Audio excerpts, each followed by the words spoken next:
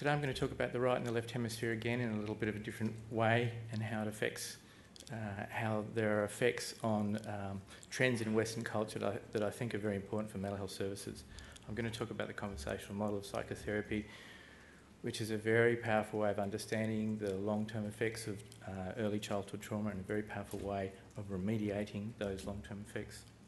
And I'm going to talk about a little bit about the history of psychiatry and how it's highlighted and minimised trauma. I'm going to do that a little bit quickly because it's been mentioned a little bit already. And I'm going to talk a little bit about what I would call affectively informed, trauma-informed care. I'm going to talk about two people during the course of the morning. The summary of yesterday, for those of you who weren't here, is that we are all created in the context of other human beings. We can be nourished or damaged in the context of other human beings, and we can be restored if we've been damaged in the context of other human beings. Now, I'm going to talk about Ian McGilchrist. It's a name that's probably not particularly very familiar. I hope it becomes enormously familiar. He's written a book that's already been touted as the book of the century. That's a pretty high mark. There's 91 years to go. I recommend it to everybody here. I'm going to go back into neuroscience just for a minute. We've been looking at brain localization for about 200 years. Most people here would be familiar with the concepts that we can localise language, for example, to the left hemisphere. We have receptive and expressive parts. People have been localising bits and pieces of the brain in the 1830s. Phineas Gage had a terrible accident where a tamping rod, a big piece of steel about 2 inches wide and about 2 foot long, went through his frontal lobes. Funnily enough, it didn't take out anything important at the time. He was able to sit up in the carriage on the way to see the doctor. But people realised that it took out his frontal lobes, and that changed his personality dramatically. Became a very facile, unmotivated sort of person. And we've been able to localise bits and pieces. More recently, though, people have thought that we have very wide interconnections within the brain.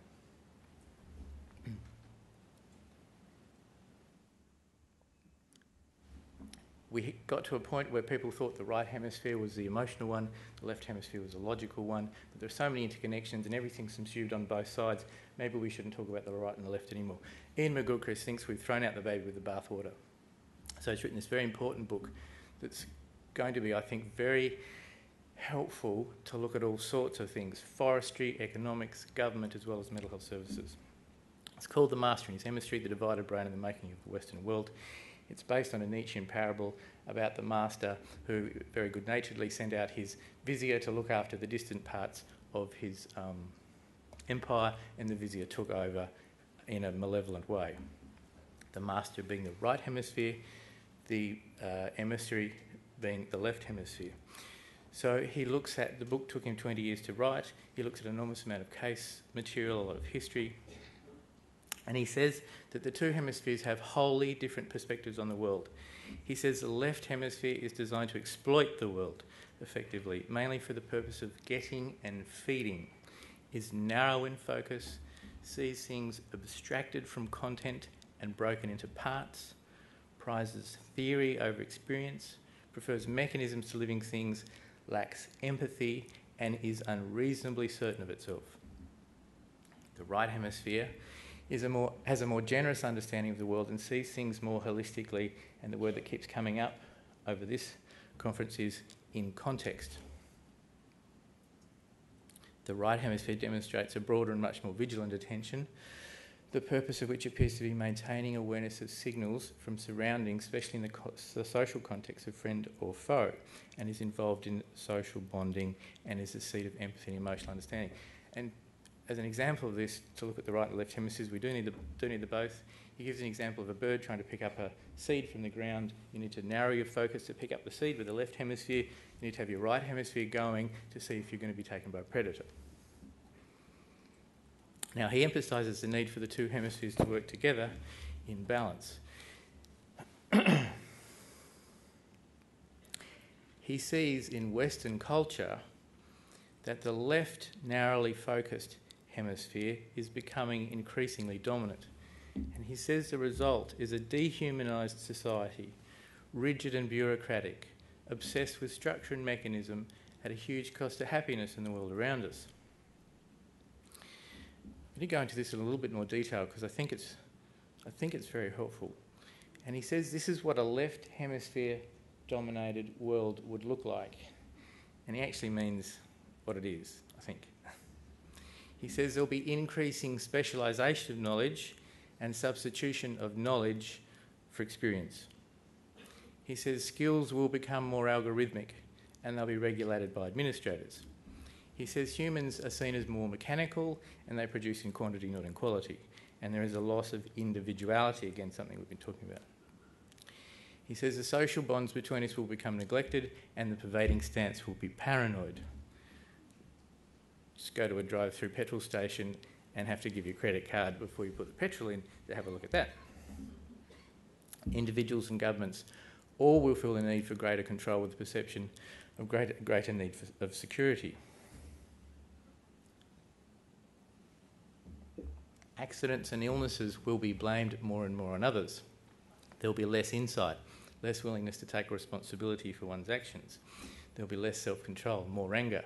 Reasonableness, for which I would say common sense, will be replaced by rationality, or we might say evidence-based.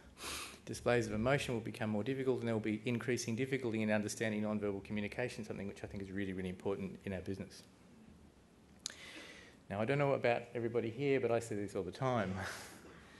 Public mental health services, I've written here a bit facetiously that doing anything in mental health services is a bit like a steeplechase involving multiple rules, entry criteria, paperwork, and multiple professionals and services. I don't know if anybody disagrees. McGilchrist thinks that the right hemisphere is losing the battle. And I'm going to come back to this when I talk about classification a little bit later.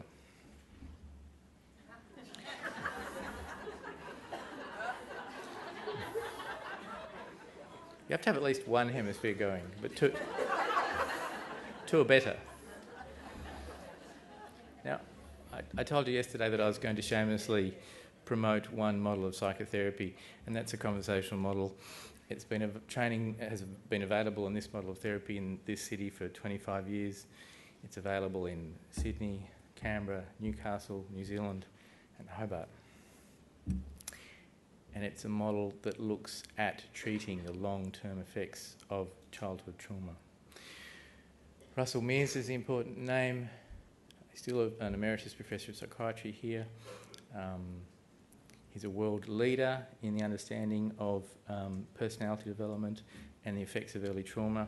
He started working in the Maudsley with Robert Hobson in the 1960s in patients that are now called borderline, a term that is very pejorative. And he devised a very empathic therapy, and it involves the integration of childhood trauma in adults in the context of an extremely finely tuned therapeutic relationship. Never involves any active digging at all, just as a sideline. Generally, it's twice a week therapy. Generally, it's for people who have borderline type conditions. But I think it's very applicable in any interaction with anybody struggling, and I can apply it in the inpatient unit. I'm going to talk about the pointy end later on of mental health services and some of the things that we can do. Professor Mears has focused his work on what I might call emotional traumata, and I'm just going to talk about two of his concepts, the traumatic memory and the expectational field, and this is a very different form of traumatic memory than the one that people would normally talk of. This is an unconscious one, not cognitive. And he says repetitive early attacks upon value, belittling and humiliation lead to the formation and the word here complex is really important. A complex of traumatic memories which are largely unconscious and they exist in the right hemisphere. This is, someone's already mentioned Pierre Janet's name before. This is his idea of the subconscious fixed idea, which he wrote about in the late 19th century. You are worthless, told to you repetitively over and over and over again, becomes I am worthless. It's something that you cannot put in context of what happened. And this is a very different, as I said, a very different type of traumatic memory. And this sort of memory is often dormant until triggered by something, and that's usually an interpersonal event. And my favourite description of this is road rage. I've had 2 patients with road rage. They're both horrifically traumatised and invalidated in their childhood, and when they are impinged upon on the road, they go into a traumatic memory where they have to retaliate. A patient who might get angry and upset in an inpatient setting with a declined phone call or something like that will often be going into the past, into an unconscious traumatic memory. The complex, this traumatic memory, includes a form of relationship in which the trauma took place. The patient now finds him or herself ugly or worthless, for example, and at the same time the patient feels him or herself to be in the presence of someone who is, for example, critical or controlling. Locating an experience that came from the past as occurring in the present. And this is the in-between that I keep referring to.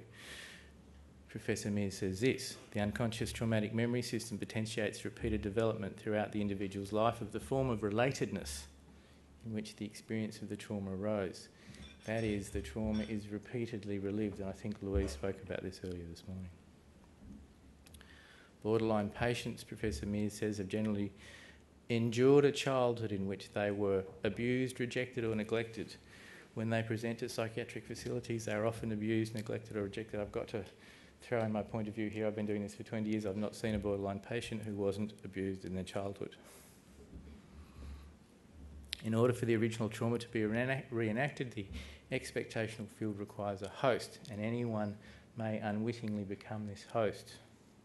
Family members, neighbours, shopkeepers, anybody. One might begin to feel bored or sad or angry, or might not believe a story offered. One might offer advice which might seem to be well-meaning or suggest they cannot help. May in fact really be speaking in the voice of the original abuser or traumatiser. And I think having a simple awareness of this phenomenon and the principles of regulating somebody else's affect and containing someone else's affect, as suggested by some of the work that I talked about yesterday, can be very, very helpful.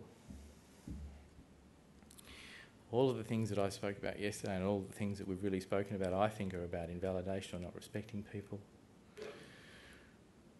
Things perpetrated by one upon another, I think they're all emotional.